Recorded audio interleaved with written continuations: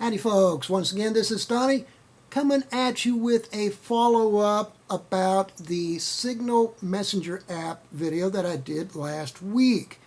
And just to recap, for those of you who did not see that video, I started off by talking about the controversy that started when some high-ranking officials in the Trump administration decided to discuss classified war plans via the Signal Messenger app in a Signal Messenger group, and they somehow managed to add a journalist for New Yorker magazine who wasn't supposed to be there, okay? And then this journalist revealed to the world what had happened.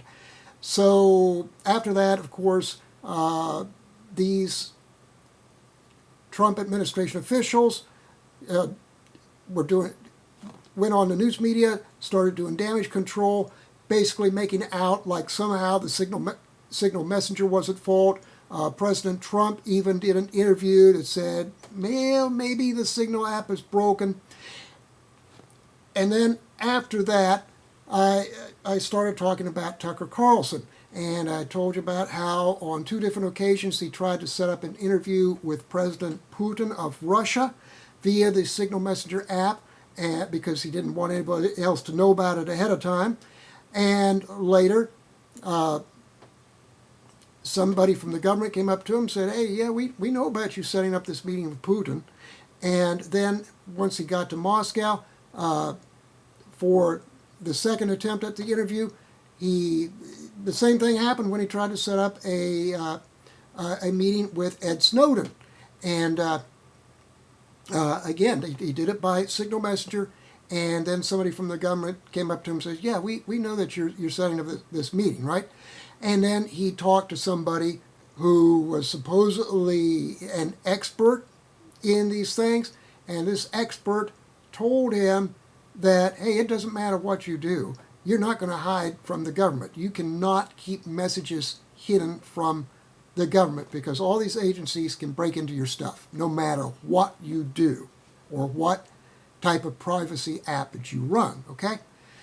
And of course I discussed the fact that probably Messenger app, or probably the Signal Messenger is okay, and maybe there were other factors. Now in the case of the Secretary of Defense and a National Security Advisor adding that journalist into the group chat, yeah, they tried to say, well, maybe the Signal just sucked this guy into their chat, and but in reality, I think it's pretty plain. That was just carelessness on their part by adding that guy in, and that's giving them the benefit of the doubt to say that it was just carelessness, okay?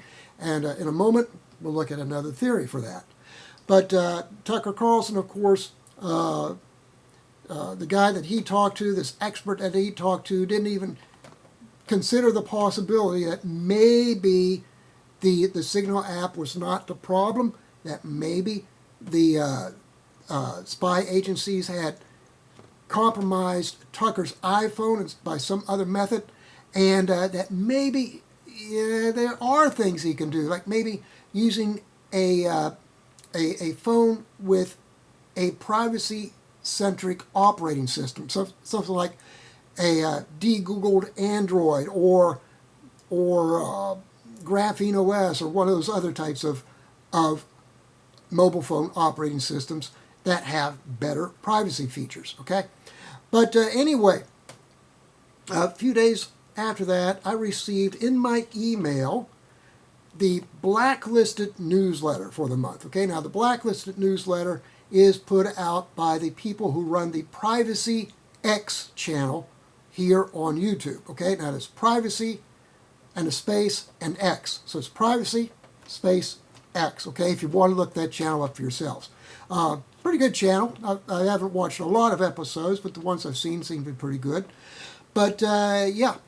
But anyway, one of the things that he said in this newsletter was that they just don't believe that adding this journalist to the Signal group chat in which these people were discussing war plans against Yemen was an accident. They think that it was done on purpose, and they think that the purpose was to discredit privacy-focused applications, to make everybody think that they're all bad, that they're useless, and that there's nothing you can do to keep the government from getting into your stuff, okay? Now, I have no proof that that's actually the case, whether this was actually done on purpose or not, but it sounds plausible, okay? And because here's the thing, all right? The United States government, and other governments as well around the world, have been waging a war on privacy for a very, very long time. Now, just to give you some background on this, right? It's only been in fairly recent years that mankind has had the technology to have completely secure private communications applications that nobody can penetrate, that the government can't access and tap into to find out what you're saying, okay? And but at the same time, it's only been fairly recently that those types of applications have really been needed, because centuries ago, thousands of years ago, when mankind could only communicate with each other via letters, then, yeah, it was always possible back then for some spy agency or law enforcement agency or whatever to intercept a person's letters at the post office and open the letter and read the letter and then put the letter back into the envelope and seal it back up. And if it's done real carefully, hey, the recipient would never know the difference, right?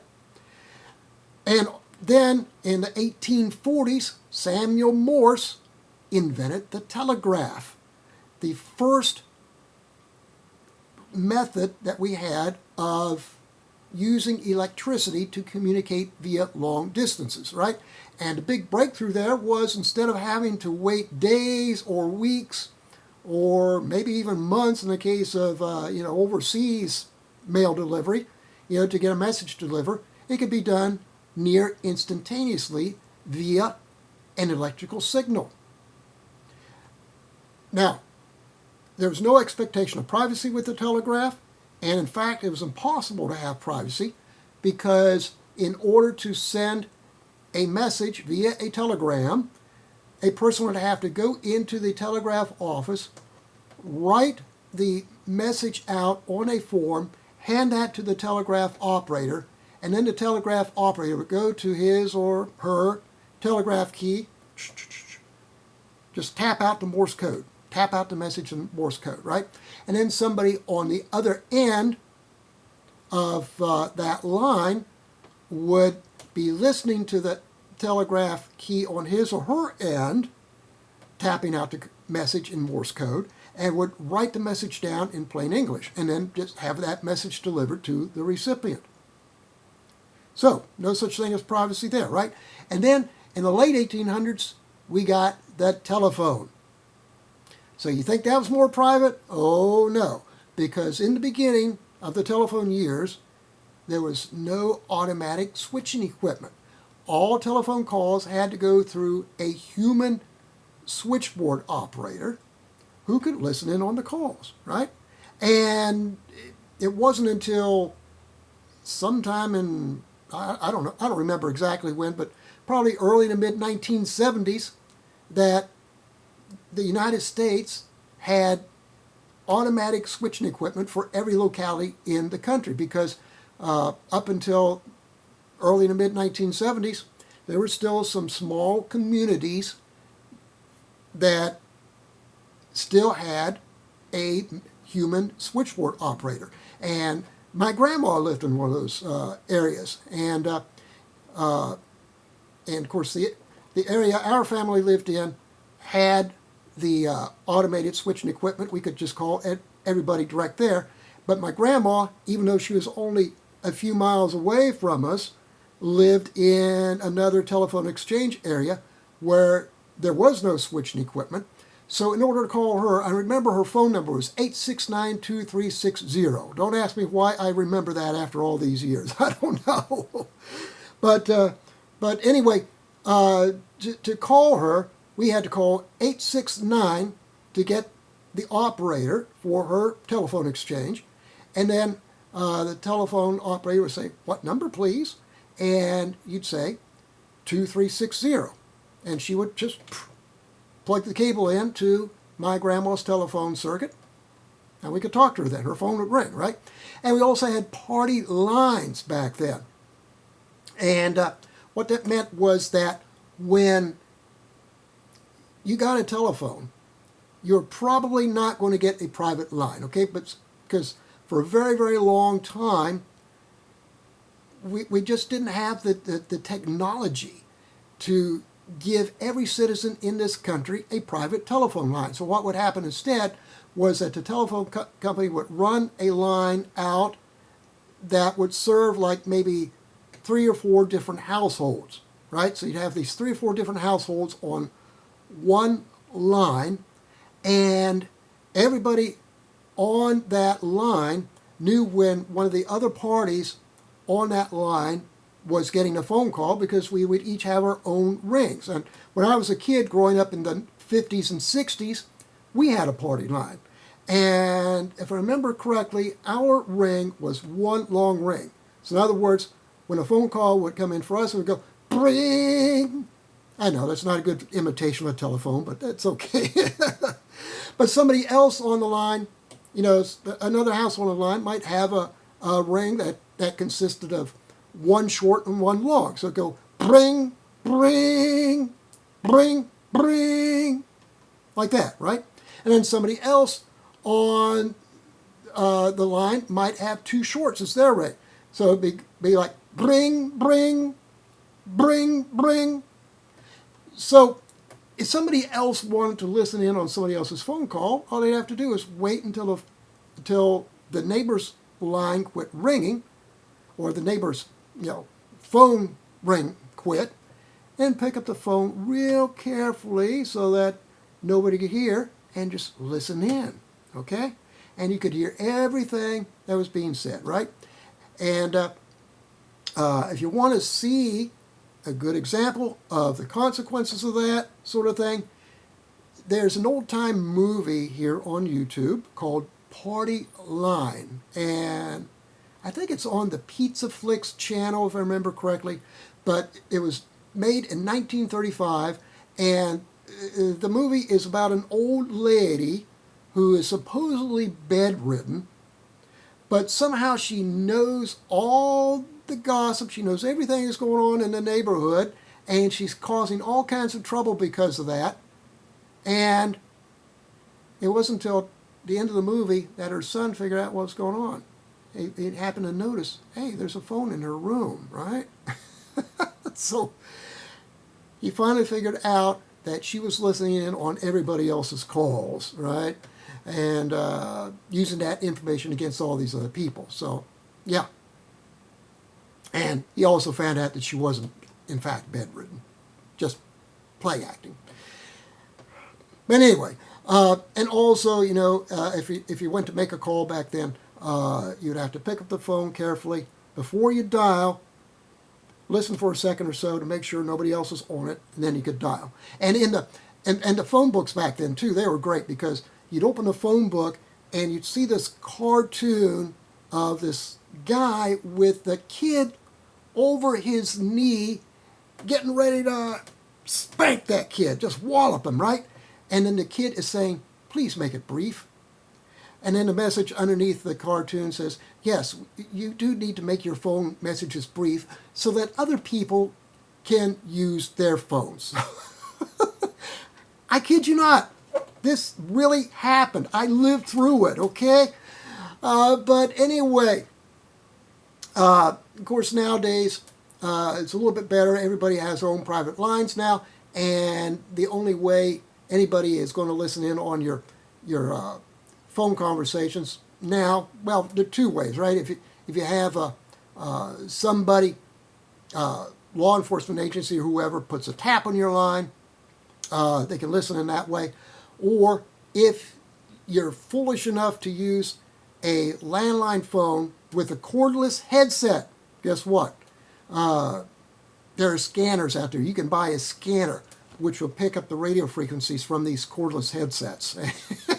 I know that because many years ago my brother visited with me and he brought his scanner along and he set it up and showed me how, listen to all these phone conversations. So he was picking up phone conversations in the neighborhood. It's like, okay, I don't really want to hear this.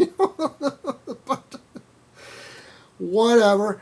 But anyway, so back then, the real point, what I'm trying to get to here is back then, there was no expectation of privacy. Our communication systems weren't really private, but in a sense, they didn't really need to be because the government back then, our spy agencies, law enforcement agencies, whatever, did not have the technology to perform mass surveillance on the entire population. Okay? So, back then, if law enforcement felt a need to listen in to somebody else's conversations or to open somebody else's mail, they had to go to a court and get a search warrant. Okay? Why? Well, it's because the Fourth Amendment of the United States Constitution, which is part of our Bill of Rights, says that in order to do that kind of stuff, yes, the law enforcement needs to get a search warrant, okay? And I'm not an expert on the various state constitutions, but I would imagine that probably pretty much every state constitution has the same type of provision. But anyway, mass surveillance, though, no, that was not possible. Just didn't have the technology. Now, though, the government does have that technology. And thanks to Ed Snowden and some other whistleblowers that preceded him as well, we know that the United States government, the National Security Agency and the Central Intelligence Agencies do, in fact, perform mass surveillance on the entire United States population. So they suck up every email, every text message, and every phone call that goes through our communication systems, okay? And the only ones they can't suck up are the ones that are protected by some sort of a privacy type application, right? Such as Signal, okay? Unless, of course, they compromise the devices that the person is using to send the Signal messages, which, as I mentioned before, is probably what happened to Tucker Carlson. Okay? So anyway, back to this this email from the Blacklisted newsletter email. Their theory is that these guys they orchestrated this fiasco about the Signal messenger and accidentally inviting or supposedly accidentally inviting this journalist into the group chat just to try to put a bad light on the Signal messenger app, just to make everybody believe that, it's useless to try to use these apps because the government's going to get you anyway. And the government's, and their theory is that the government is afraid that if these private messaging apps really catch on and everybody starts using them, and everybody also starts using them on secure phones with secure operating systems that the spy agencies can't easily compromise, then they won't be able to perform mass surveillance anymore. Okay? And it's not just the Signal app, that they're out to discredit. I mean, ever since the privacy enhancing technologies have been invented back in the 90s. The government has been trying to wage war on them. Or not trying to wage war, they have been waging war on them, okay? Because back in the 90s, when the public internet was brand new, okay, there was a guy named Phil Zimmerman, invented an encryption app called Pretty Good Privacy, or PGP for short. And this PGP could be used, by people to encrypt their emails and send them off in encrypted form so that nobody could read them. Well, he got in a lot of legal trouble because the government said, well, your strong encryption technologies, they're in the same class as, they are classified as munitions. And it's illegal for anyone to export munitions to other countries. So therefore, if you make your privacy app available to other countries, you are breaking a law. Yeah, I mean, they were acting like other countries couldn't figure out encryption technologies, right? And so anyway, Phil Zimmerman fought the charges. He finally got cleared of them, right? And PGP continues to this day. It's still in active development. And also there's some free of charge forks of it. There's GPG, which is GNU Privacy Guard, Open PGP, and a new one called Sequoia. And so they're still out there, right? And it can still be used. But and then just normal encryption like TLS encryption, okay? TLS, Transport Layer Security Encryption, which, well, before it had that name, it was called Secure Sockets Layer, right? But anyway, back when the internet was new and people were trying to figure out how to set up, e-commerce, how to use the internet for e-commerce and for online banking and things like that, strong encryption was absolutely essential for that stuff, okay? But the United States government said, no, we cannot allow you to have strong encryption because that is a munition. We don't want foreign countries to get hold of that technology because we want to be able to decrypt their messages.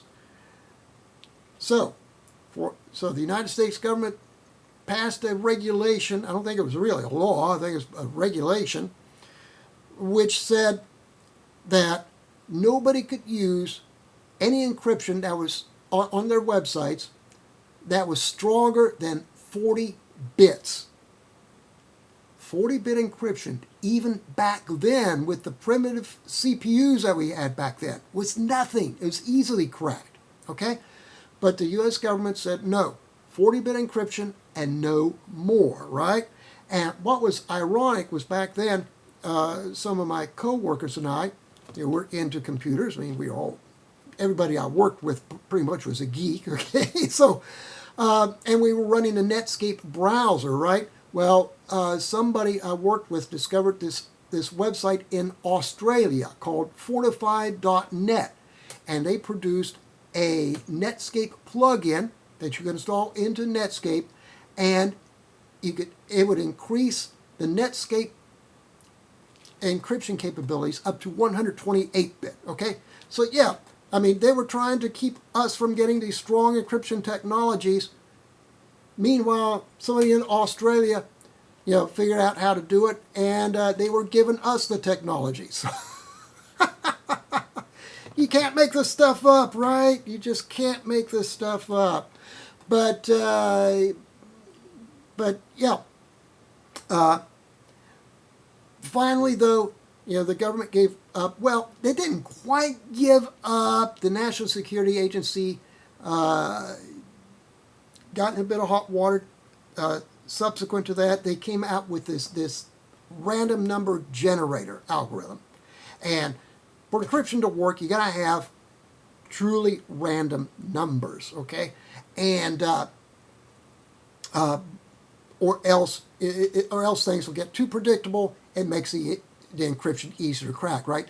So the U.S. National Security Agency came up with this random number generator algorithm, and they convinced the National Institutes of Standards and Technology, NIST, to add that random number generator to their list of recommended encryption algorithms. Well, guess what? An independent researcher discovered that random number generator had a backdoor in it that the NSA could access. Okay? And not only that, but there are some actual encryption algorithms that are suspected to have NSA backdoors in them. Okay? Like if you were to take a program like SSH Audit and scan a secure shell server for another operating system, for another computer, you would find out, or you would see all these messages saying, yeah, this algorithm is enabled, but it is suspected to have an NSA backdoor. Recommend disabling it, okay? And they're like, I guess, I don't know, 4 or 5 different algorithms in there that have that message. So, and in the next video, stay tuned, in the next video, probably in the next day or so, I'm going to be creating a video about that specifically. And I'm going to show you how to disable those algorithms, okay?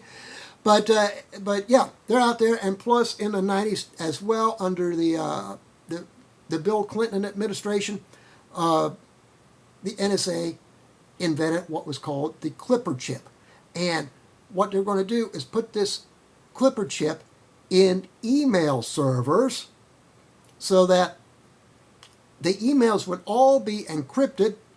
And they were saying, yeah, we're encrypting these emails for the sake of your security. And but what they didn't really tell people, oh, well, there's a backdoor in these so that the NSA can get into them. Yeah. So anyway, fortunately, that didn't catch on, right?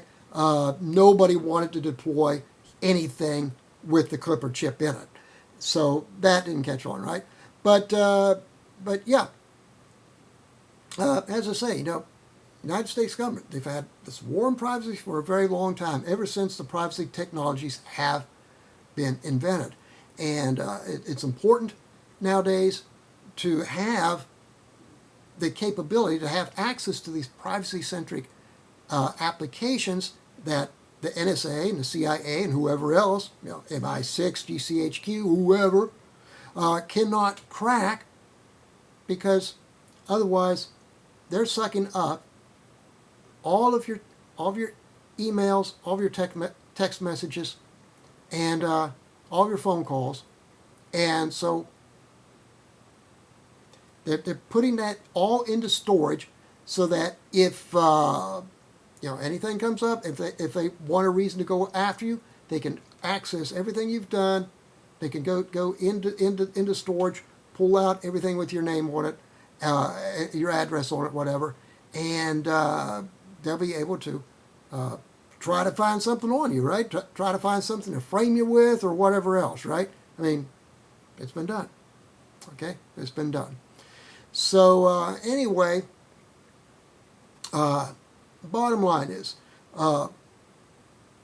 you've got access to not just Signal, but a lot of different choices for privacy-enhancing applications, okay, to be able to enhance the privacy of your communications.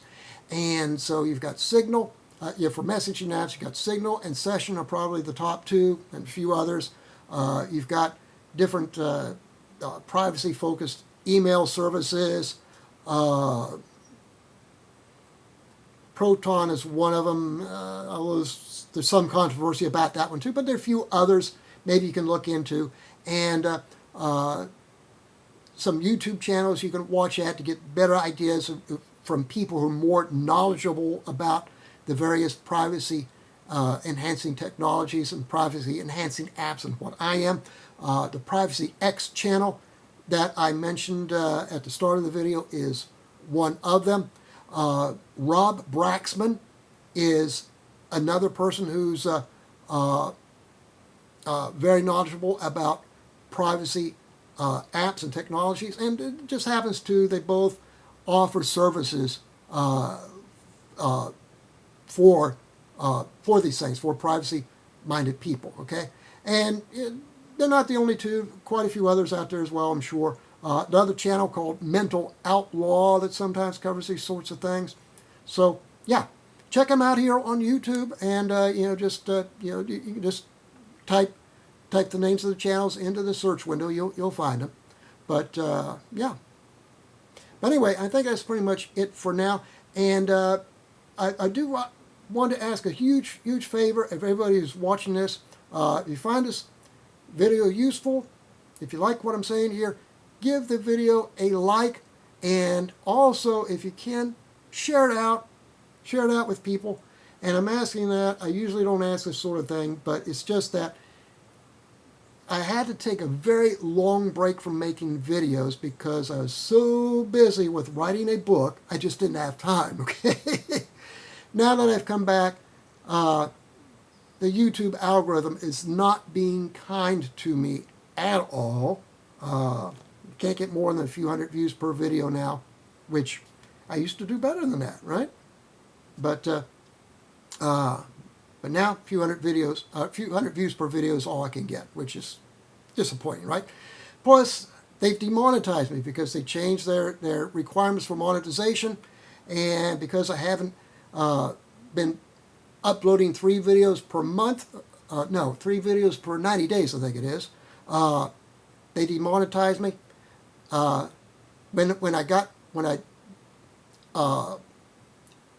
then not only that, but I'm not meeting the hours. I got to have like I forget how much it is, but anyway, I got to have a few thousand more hours worth of viewing time in order to get remonetized again as well. So yeah, if you can help me out like that, I'd appreciate it greatly. All right, and also.